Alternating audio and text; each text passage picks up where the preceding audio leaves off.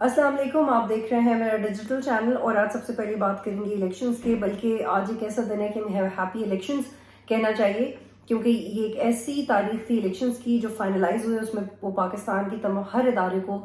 تمام سیاسی جماعتوں کو اس کا انتظار تھا، بلکہ ایک وقت تو ایسا آ گیا تھا کہ ایسا لگتا تھا کہ پاکستان کی سیاسی جماعتیں چاہتی نہیں ہیں کہ الیکشنز ہو۔ جس طرح عدم اعتماد کے بعد 16 ماہ ان کی کارکردگی رہی تھی، خاص طور پہ نون لیگ کا جو نیریٹو تھا الیکشنز کو لے کے، وہ بہت پیچھے چلا گیا تھا، بلکہ جب نواز شریف صاحب واپس آئے تب بھی انہوں نے اس چیز پہ زور نہیں دیا کہ الیکشنز کب ہوں گے، بلکہ ان کے آنے کو اسی چیز سے مطابقت رکھنا سمجھا جا رہا تھا کہ اب الیکشنز ہوں گے کیونکہ نواز شریف صاحب آ چکے ہیں۔ لیکن جو ڈیٹ اناؤنس ہوئی ہے، کیا اس ڈیٹ کے بعد واقعی ساری انسرٹنٹی ختم ہو گئی ہے؟ اس کو مزید مضبوط کرنے کے لیے قاضی فائز عیسی صاحب نے کہا ہے کہ جو بھی صحافی الیکشنز کے حوالے سے یہ رپورٹ کرے گا کہ الیکشنز ڈیلے ہو سکتے ہیں یا کوئی منفی تجزیہ کرے گا، اس کے خلاف ایکشن ہوگا۔ ہم وہ تجزیہ کیوں نہیں کر سکتے؟ کیونکہ پچھلے سال بھی چیف جسٹس نے جب کے پی کے اور پنجاب میں الیکشنز کی تاریخیں دیں تو اس میں آرٹیکل 57 کے پیچھے چھپتے ہوئے الیکشن کمیشن نے کہا کہ ہم ڈیلے کر سکتے ہیں، اور آرٹیکل 58 کا بھی استحقاق تھا ان کے پاس، اور یہ امینڈمنٹ سے پہلے کی بھی بات ہے۔ جب امینڈمنٹ ہوئی تو الیکشن کمیشن کے کانفیڈنس میں اور بھی زیادہ اضافہ ہو گیا، فائنلی پنجاب اور کے پی کے میں الیکشنز نہیں ہوئے تھے۔ تو یہ بھی پاکستان کی تاریخ میں پہلی دفعہ ایسا ہوا تھا کہ سپریم کورٹ کا حکم تھا کہ الیکشنز ہوں، تاریخ دیں، اور بجائے کہ الیکشنز ہوں ہم اس ڈیبیٹ میں گم ہو گئے تھے کہ الیکشن کی تاریخ دینی کس نے ہے۔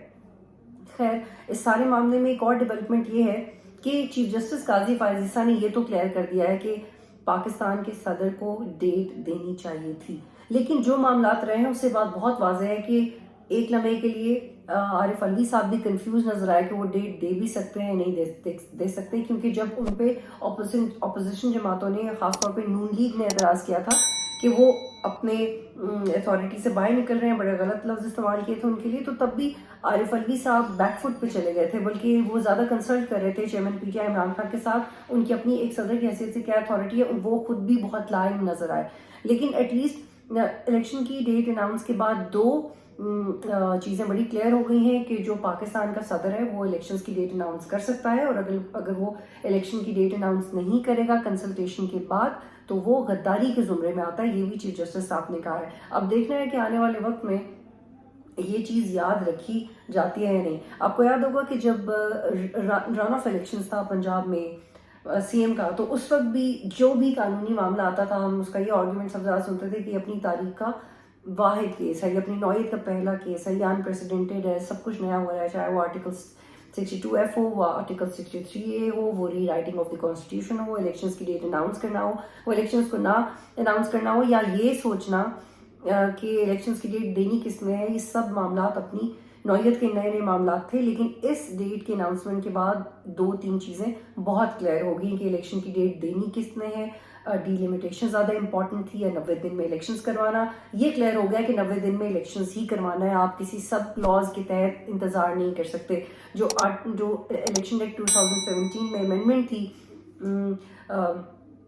2 سیکشن میں، اس کا بھی یہی مطلب نکالا تھا الیکشن کمیشن نے کہ اب چونکہ فیئر اینڈ فری الیکشنز ہونا ضروری ہیں، اس کے لیے ڈی لمیٹیشن ضروری ہیں، تو اس لیے ہم 90 دن سے آگے بڑھے ہیں، لیکن کورٹ کا یہ کہنا ہے کہ آپ 90 دن میں ہی الیکشنز کروائیں، یہ سب سے زیادہ ضروری ہے۔ تو یہ وہ کلیئرٹی ہے جس کو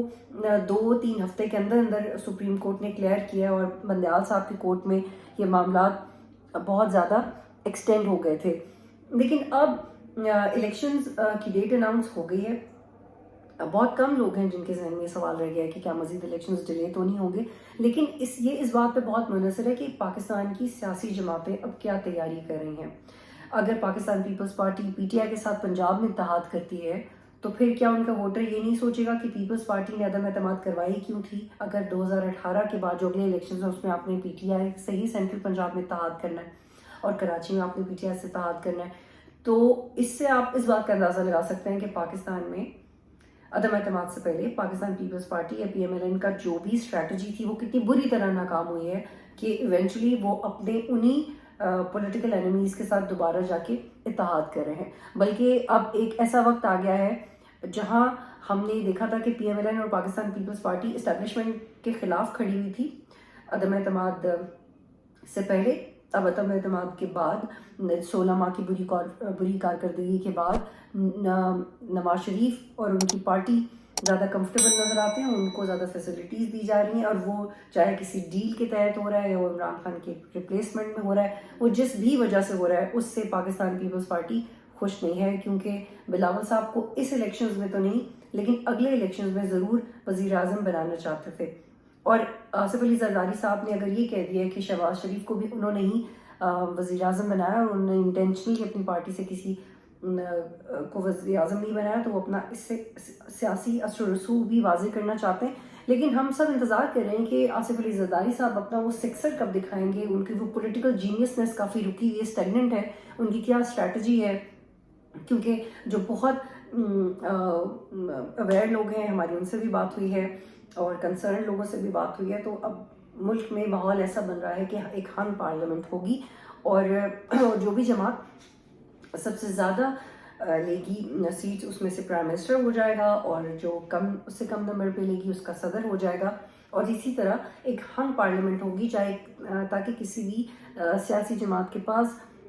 زیادہ اختیار نہ ہو اور معاملات کنٹرولڈ رہیں۔ یہ وہ فضا ہے جو ہم اسلام آباد میں دیکھ رہے ہیں، اور ایٹ دا سیم ٹائم جس پہ کنسنسس نظر آتا ہے اداروں کا، نگراں گورنمنٹ کا اور نون لیگ کا خاص طور پہ، یہ کہ جو معاشی پالیسیز ہیں ان میں سسٹینیبلٹی لانے کی کوشش کی جائے گی۔ لیکن اگر پاکستان پیپلز پارٹی اور پی ٹی آئی ون پیج پہ ہو گئے اسٹیبلشمنٹ کے خلاف، اور نون لیگ زیرو کارکردگی کے ساتھ اسٹیبلشمنٹ کی جتنی بھی فیوریٹ ہو جائے، اگر معیشت مضبوط نہیں ہوتی، تو کیا آنے والے الیکشنز کے بعد بھی ہم کوئی تبدیلی دیکھ رہے ہیں؟ بالکل نہیں دیکھ رہے۔ تو جو الیکشنز ہونے جا رہے ہیں وہ ریگولر الیکشنز ہیں،